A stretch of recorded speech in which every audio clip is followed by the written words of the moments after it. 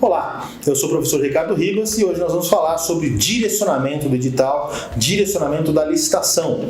Eu vou mostrar para você quais são os 18 tipos de direcionamento do edital de licitação, direcionamento ilegal, e vou te dar as 5 formas de você questionar a administração. É o vídeo mais completo que você vai encontrar sobre direcionamento. Não deixe de assistir até o final, tem informação muito preciosa, muito interessante. E se você chegar no final do nosso vídeo, eu vou te passar as regras para que você faça parte do meu grupo de WhatsApp de mentoria gratuita, em que eu te cadastrando, você vai poder então, numa dúvida, numa necessidade, me mandar uma mensagem e eu rapidamente, de forma sucinta, mas com conteúdo, vou te dizer o que você pode fazer, o que você não pode fazer, se está certo, se está errado. Então, fique atento a esse vídeo, não deixe de assistir até o final, e se você gostar do vídeo, eu já vou pedir para você se inscrever no nosso canal, né, dar o seu like e ativar o sininho. Bom, mas o que é direcionamento do edital?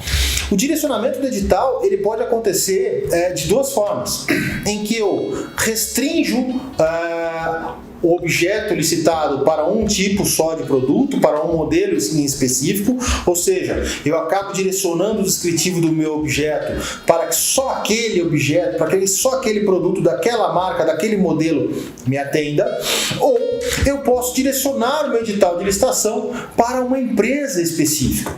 É importante dizer que, salvo algumas únicas exceções, o direcionamento é sempre ilegal, né? Na verdade, as exceções nem são tratadas como direcionamentos, né? Não são chamadas de direcionamentos, mas o que a gente vai abordar hoje são as formas ilegais de direcionamento. E eu fui abordando aqui, eu fiz um roteirinho do que eu posso elencar de 18 tipos de direcionamento. O primeiro tipo de direcionamento se refere ao produto em si, e nós vamos falar da exigência de nomenclaturas, nomes técnicos, patentes, nomes registrados no descritivo do objeto. Isso é muito comum com equipamentos de informática, é muito comum com equipamentos tecnológicos, em que eu exijo que o equipamento tenha, dentro do seu software, do seu sistema, uma determinada funcionalidade que possua uma nomenclatura X. Não é? Essa exigência de nomenclatura só poderá ser realizada se eu justificar no meu processo administrativo o porquê aquela funcionalidade me atende e só ela me atende. O porquê que os outros equipamentos, né, os outros similares, os outros concorrentes não me atendem, por que eles não me atendem e por que eles não possuem sistemas, não possuem soluções, embora com outros nomes, que façam a mesma solução, façam o mesmo serviço que aquele que eu estou pedindo na nomenclatura. Então, sempre que eu exigir um nome patenteado, uma nomenclatura em específico, uma característica que a gente saiba que pertence a um produto determinado, a um equipamento determinado, a um modelo determinado, eu vou estar direcionando o meu edital para aquele produto. Segundo, definições de embalagem, de composição, de tamanhos, né, desnecessárias. Eu tive uma vez um cliente que me questionou, dizendo assim: Ricardo, o meu produto ele tem lá 250 ml e a administração exige que eu entregue em caixas com 50 unidades. Eu tenho as minhas embalagens com 30 unidades, mas ele está licitando por unidade de 250 ml e não por caixa. Por quê?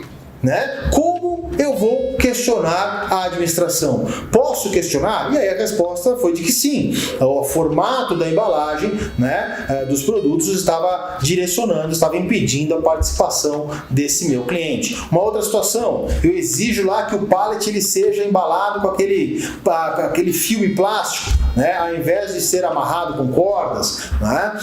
Não há nada que diferencie o produto dentro do pallet daquele que foi embalado para aquele que foi amarrado, né? Talvez exista um ou outro produto que necessite ficar hermeticamente fechado, mas daí a administração vai ter uma justificativa e ela pode colocar isso no processo administrativo. Sem essa justificativa, esses formatos de embalagem pré-definidos, né, também são ilegais. Até que se discuta ou até que a administração justifique, você exigir, vamos imaginar, 4 embalagens de 250 ml ou uma de 1 litro, não é? Seria a mesma coisa. A não ser que a administração comprove que ela precisa de 4 unidades separadas, se ela justifique que ela precisa de 4 unidades separadas de 250 ml, porque vai destinar cada uma para um ponto, né, de atendimento. A exigência da litragem de 250 ml também direcionada, também restritiva. Então, sempre que eu fizer uma restrição de embalagem, de quantidade, de formato de embalagem, de qualidade, de composição de embalagem, né, eu tenho que justificar sob pena de estar cometendo aí um direcionamento. Próxima forma, marca específica. Exigir marca específica sem um fundamento jurídico, sem um resguardo jurídico, também é direcionar.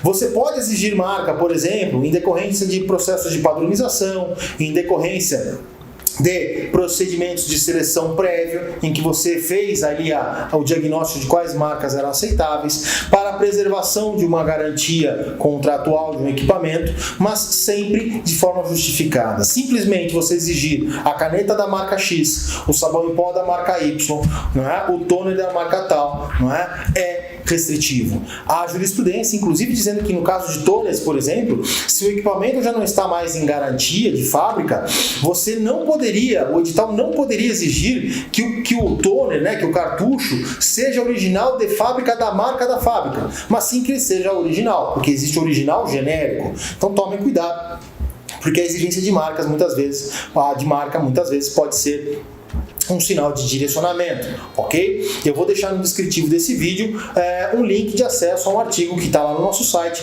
sobre marca, em que eu abordo todos os aspectos em que você pode exigir marca.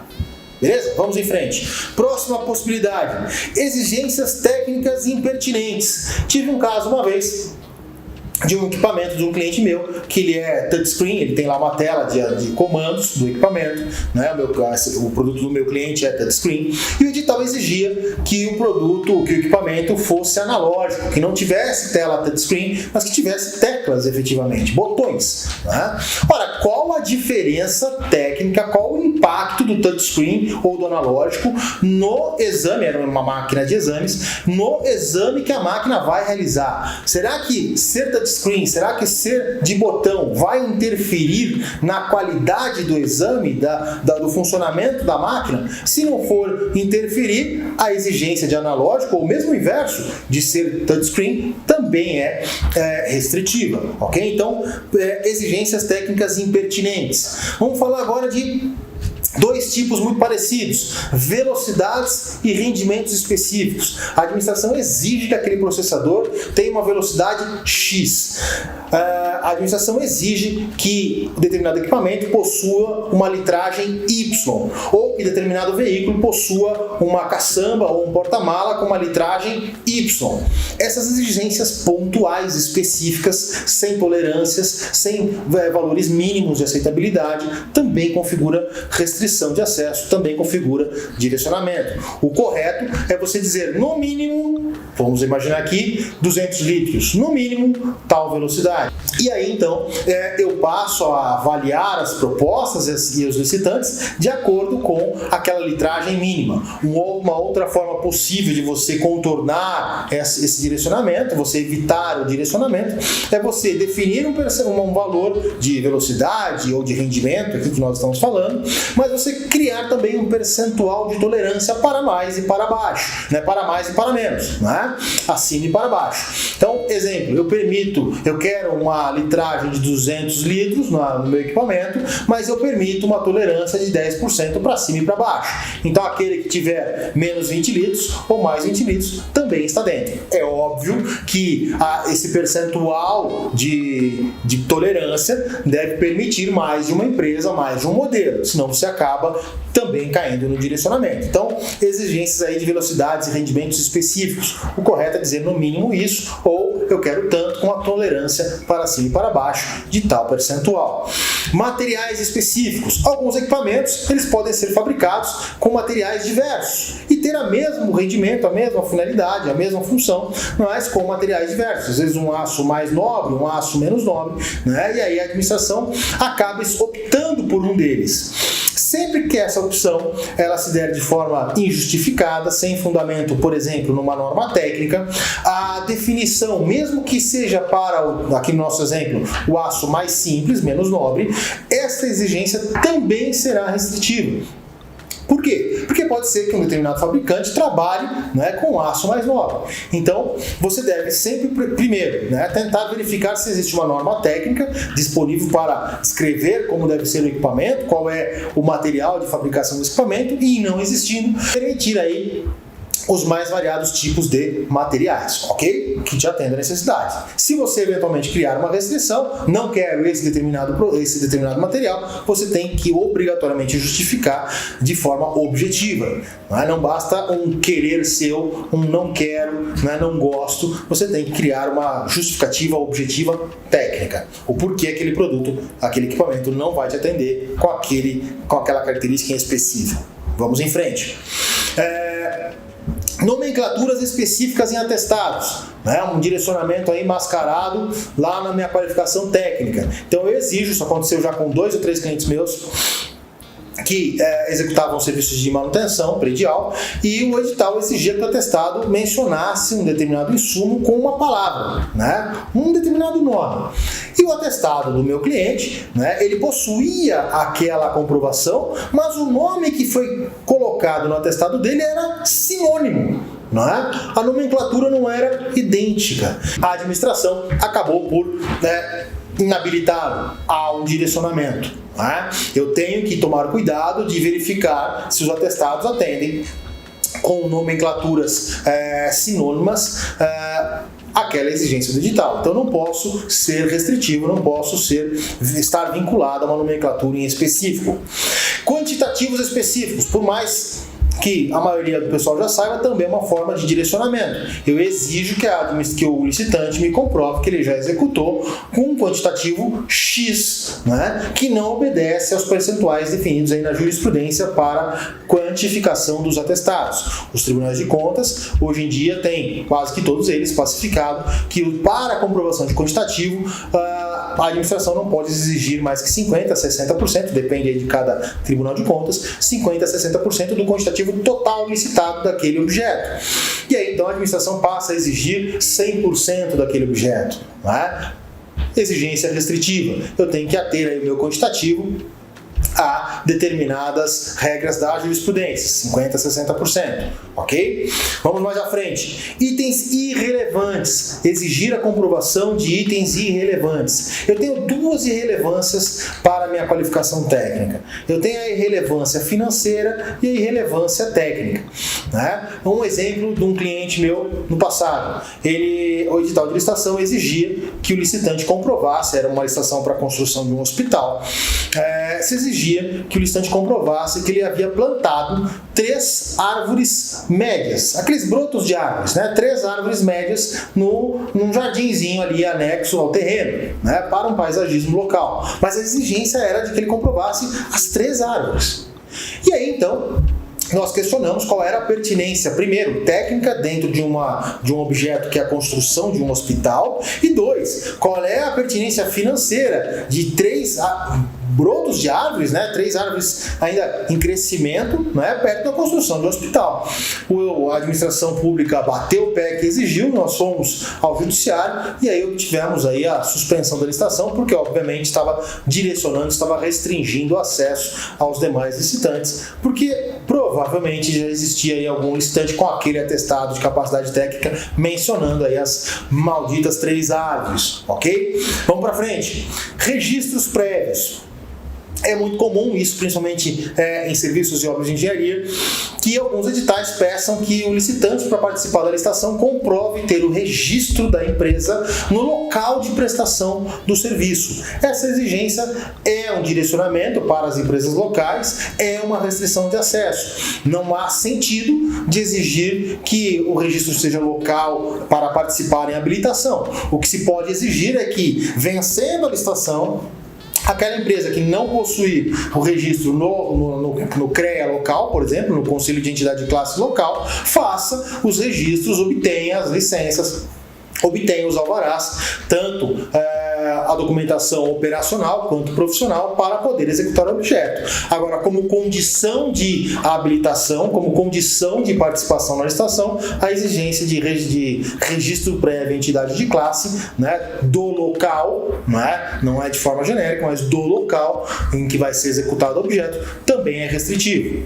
Mais à frente, prazos de entrega. E aí a restrição, o direcionamento, ele já está mascarado mais lá na frente, né, nas condições do contrato. Muitas vezes as pessoas nem, por um erro básico, não leem a minuta do contrato, né, que está anexo ao edital. E a minuta do contrato diz o seguinte, que eu tenho que entregar o meu equipamento em 10 dias.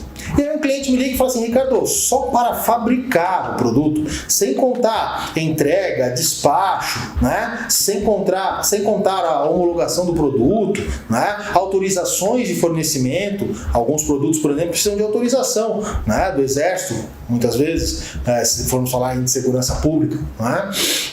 Sem contar esses processos outros, só para fabricar eu preciso de 40 dias. Como é que o cara quer, como é que a administração quer que eu entregue em 10 dias? É óbvio que a administração está tentando direcionar para alguém que ela já sabe, para alguma empresa que ela já sabe, que já possui o produto, né, em estoque, e aí só vai precisar fazer os demais trâmites processuais burocráticos. Essa exigência de prazo exíguo também é um direcionamento, também é restritiva. Faço aqui só uma exceção, e aí eu vou colocar aqui 2 vídeos, um atrás do outro, 2 cards aqui seguidos, né, de 2 vídeos do nosso canal do YouTube, que vai falar da 13979. E nesses vídeos você vai perceber que para o combate ao coronavírus, ao Covid-19, é possível a administração exigir a entrega imediata. Exclusivamente para essa situação da pandemia, a administração pode exigir a entrega imediata, porque se trata de uma situação excepcionalíssima, muito emergencial, em que não dá para a administração esperar, porque pessoas estão a morrer. Então, nesse caso específico, eu poderia exigir a entrega imediata. Quem tem para fornecer, que entregue. Quem não tem, infelizmente, não vai participar da licitação, não vai participar do meu procedimento. Mas salvo essa exceção, né, desses 2 vídeos que eu vou colocar, do coronavírus, da 13979, a exigência de prazo exíguo também configura direcionamento do edital. Mais à frente, nós temos a exigência de que a empresa esteja localizada, né, na região da prestação do serviço. Um exemplo de um outro cliente meu, serviço de ambulância, né? Então transporte de pacientes entre hospitais, enfim, recolhimento de pessoas na rua, né, por ambulância, transporte, então, serviço de ambulância. O edital exigia que a empresa fosse da cidade, né, ou que estivesse no raio máximo, agora, se não me falha a memória, eram 30 quilômetros da cidade, né, do centro da cidade. E a justificativa é que ela precisa ter um pronto atendimento. Essa exigência, como condição de qualificação técnica, é ilegal e direcionada. Cria um direcionamento para as empresas locais da cidade, né, ou ali do entorno. E por que é ilegal? Porque nada impede, e a forma correta de se licitar é exigir que a empresa que vencer a licitação, seja ela da onde for, constitua uma base operacional, ou seja, uma prestação de serviço local. Ah, Ricardo, então tá bom. Então eu sou de São Paulo, eu quero participar de uma licitação de serviço de ambulância no Rio de Janeiro. Se eu ganhar, aí eu vou ter que ter lá as ambulâncias na cidade lá do Rio de Janeiro. É isso? Isso você pode exigir no seu edital. Agora, restringir a participação para as empresas daquela cidade lá no Rio de Janeiro é considerado hoje em dia pelos tribunais de contas como restritivo, como direcionando a licitação para o mercado local. Outra exigência, propriedade de bens como condição de qualificação técnica. Também uma outra forma de direcionamento. Eu exijo um outro caso de um outro cliente meu. Eu tenho lá transporte municipal e eu exijo que para a empresa poder participar da nova licitação, né, e aí até uma concessão de serviço de transporte público, para a empresa poder participar, ela tem que comprovar a propriedade dos veículos. Não pode, está direcionando para as empresas que já possuem os veículos. O que eu posso exigir é que o licitante me comprove a possibilidade, né, de ter esses veículos e que, contratada, ela me apresente os veículos. E nesse caso em específico, nem propriedade ela precisa ter. Ela poderia ter a cessão dos veículos, ok? De uma outra empresa para que ela possa executar no local da prestação do serviço. Então, exigir como condição de habilitação contratação, né, a propriedade de equipamentos, de veículos, é ilegal também. E aí vamos falar, aí já esgotando as 18 possibilidades, vamos falar, né, da exigência de membros da equipe já comporem a equipe. Né? Eu comprovar que as pessoas que vão executar o serviço são funcionários da empresa. Também não pode. Eu tenho que apresentar algum tipo de vínculo da equipe. Né? O vínculo ele pode ser seletista, ele pode ser da própria estrutura organizacional da empresa, então é um sócio, ele pode ser um prestador de serviço. Exigir que o funcionário seja seletista da empresa licitante antes da contratação, não é? Também é ilegal e restritivo. Em alguns casos, até a identificação dessa equipe é direcionamento. Exemplo, vou licitar um serviço de limpeza. Eu não preciso que o licitante me indique quais são os 100 funcionários que farão a limpeza do órgão público ou da cidade.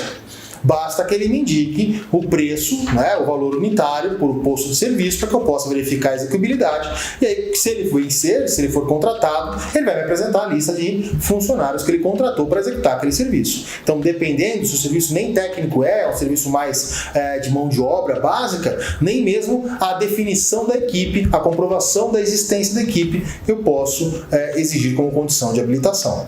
Bom, essas são as situações de direcionamento. E veja que eu posso direcionar para um produto, um modelo e para uma empresa. Agora, Ricardo, como é que eu questiono isso? Bom, vamos falar das formas de impugnação, das formas de questionamento desse direcionamento. A primeira, a gente já falou umas 2 ou 3 vezes aqui sem querer, é a própria impugnação do edital. Até 2 dias úteis antes da sessão, você pode encaminhar uma impugnação. A jurisprudência, para quem não recebe a nossa newsletter, deixa o seu e-mail no comentário.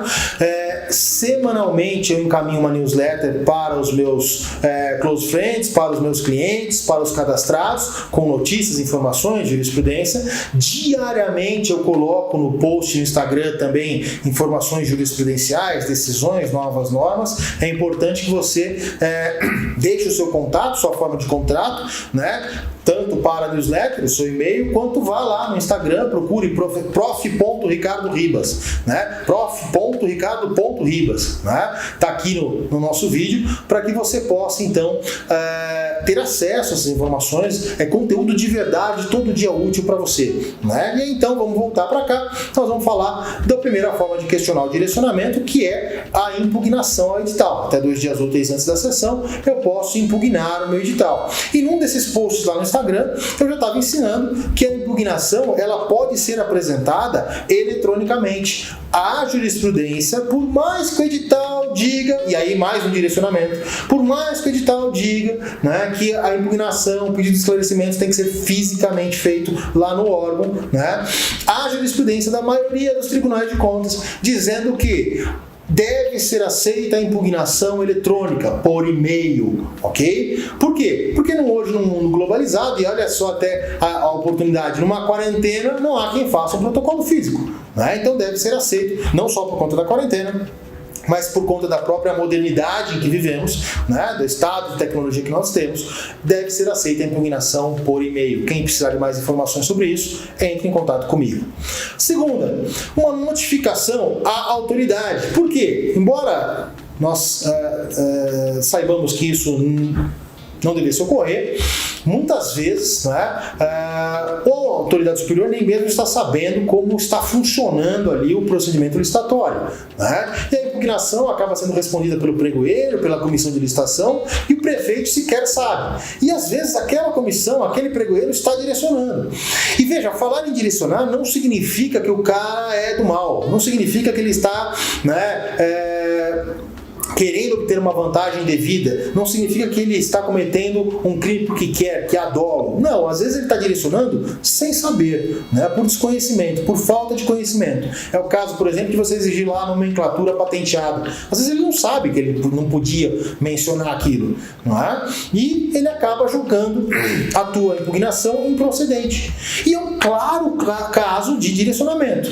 Bom, você pode, para evitar ainda a via judicial, você pode notificar a autoridade superior superior para vincular a responsabilidade da autoridade superior por ato de improbidade, porque ele é responsável pelos subordinados. Então é dizer, olha, prefeito, eu não sei se você sabe, mas eu impugnei o edital, com esse motivo foi indeferido, mas isso é ilegal. E eu quero então convocar a sua função como prefeito, como autoridade superior, para que intervenha nessa licitação e corrija esse erro. Também é possível, então, segunda forma aí de interpelação, de tentar derrubar o direcionamento, uma notificação diretamente à autoridade superior. Uma próxima forma, e aí uma ação judicial, o mandado de segurança. Né? O pessoal devia estar pensando, e o mandado de segurança? Está aí, o mandado de segurança é uma forma de você questionar aí o direcionamento na via judicial, dizendo, olha, juiz, eu já questionei na via administrativa, né, e não obtive retorno, então agora eu preciso da tutela jurisdicional para que eu possa suspender essa licitação, para que eu possa impedir que essa ilegalidade permaneça. Então, uma segunda forma é aí o mandado de segurança.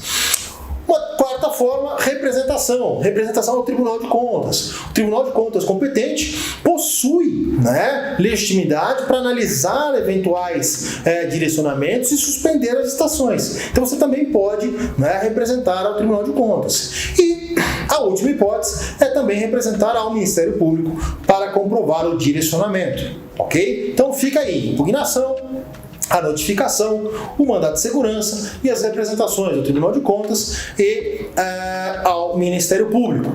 Certo? Bom, se você gostou desse vídeo, né, eu agora quero dar de presente para você a possibilidade de participar do meu grupo de WhatsApp, com os meus close friends, com os meus clientes, com os meus amigos, né, para que você possa ter acesso a dicas, a tirar dúvidas. Para isso, você tem que cumprir uma liçãozinha de casa. Você tem que se inscrever no meu canal, dar o seu like nesse vídeo e ativar o sininho. Você fazendo isso e deixando o seu e-mail no questionário, aqui nos comentários, eu vou entrar em contato com você, vou pedir o seu celular, se você não quiser colocar o seu número de celular aqui nos comentários, isso vai facilitar, e vou então te inscrever no nosso grupo, vou te adicionar, vou te mandar o link se você colocar o e-mail, vou te mandar o link de acesso ao nosso grupo exclusivo do WhatsApp de mentoria gratuita, ok? Gente, eu sou o professor Ricardo Ribas, trouxe para vocês hoje as informações sobre direcionamento do edital de licitação e volto a falar, se esse edital serviu para você, é capaz que sirva para outras pessoas, então vou pedir para você dar o seu like aqui no nosso vídeo, se inscrever no nosso canal, ativar o sininho, para que o YouTube entenda que esse vídeo possui relevância e possa ser aí disseminado para que outros colegas seus possam também ter esse conhecimento. Ok? Eu te desejo bons negócios e conte comigo lá no grupo do WhatsApp para que a gente possa ter bons frutos aí nas nossas licitações, seja você agente público ou empresário. Um abraço e a gente se vê em outros vídeos.